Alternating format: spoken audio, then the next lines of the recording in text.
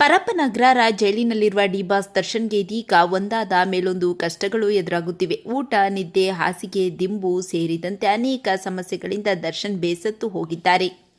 ಇದೀಗ ಜೈಲಿನಲ್ಲಿ ನಟ ದರ್ಶನ್ಗೆ ಮತ್ತೊಂದು ದೊಡ್ಡ ಸಂಕಷ್ಟ ಎದುರಾಗಿದೆ. ದರ್ಶನ್ಗೆ ಬಂದ ಪರಿಸ್ಥಿತಿ ನೋಡಿ ಪತ್ನಿ ವಿಜಯಲಕ್ಷ್ಮಿ ಸಹ ಕಣ್ಣೀರು ಹಾಕಿದ್ದಾರೆ. ದರ್ಶನ್ಗೆ ಅಷ್ಟಕ್ಕೂ ಆಗಿದ್ದೇನು ನೋಡೋಣ ಬನ್ನಿ. ದರ್ಶನ್ಗೆ ಈಗ ಮತ್ತಷ್ಟು ಕಠಿಣಾತಿ ಕಠಿಣ ಶಿಕ್ಷೆ ಶುರುವಾಗಿದೆ.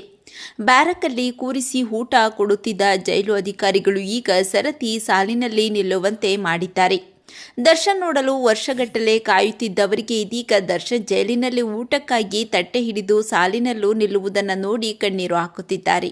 ಹೌದು, ಜೈಲಿಗೆ ಇದೇ ಮೊದಲ ಬಾರಿಗೆ IPS ಅಧಿಕಾರಿ ನೇಮಕಾತಿ ಆಗಿರೋ ಅಂಶ್ ಕುಮಾರ್ ಮತ್ತಷ್ಟು ಹೊಸ ರೂಲ್ಸ್ ತಂದಿದ್ದಾರೆ. ಇಷ್ಟು ದಿನ ಬ್ಯಾರಕಲ್ಲಿ ಊಟ ಪಡೆದು ಊಟ ಮಾಡುತ್ತಾ ಇದ್ದ ದರ್ಶನ್ ಈಗ ಎಲ್ಲ ಆರೋಪಿಗಳಂತೆ ಸರತಿ ಸಾಲಿನಲ್ಲಿಯೇ ನಿಂತು ಊಟ ಪಡೆಯುವ ಅನಿವಾರ್ಯ ಪರಿಸ್ಥಿತಿ ಎದುರಾಗಿದೆ.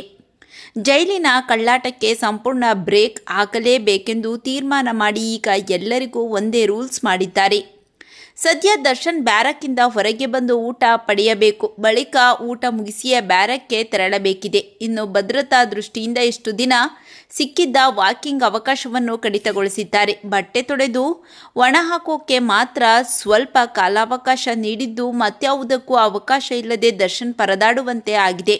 ಬಟ್ಟೆ ತೊಳೆಯದ ದರ್ಶನ್ ಇದೀಗ ಜೈಲಿನಲ್ಲಿ ಎಲ್ಲ ಕೈದಿಗಳ ಎದುರು ಬಟ್ಟೆ ತೊಳೆಯುವುದನ್ನು ನಮಗೆ ನೆನೆಸಿಕೊಂಡರೆ ಕರುಳು ಕಿತ್ತು ಬರುತ್ತೆ. ಅಂಥದ್ರಲ್ಲಿ ದರ್ಶನ್ ಅವರಿಗೆ ಹೇಗಾಗಿರಬೇಡ.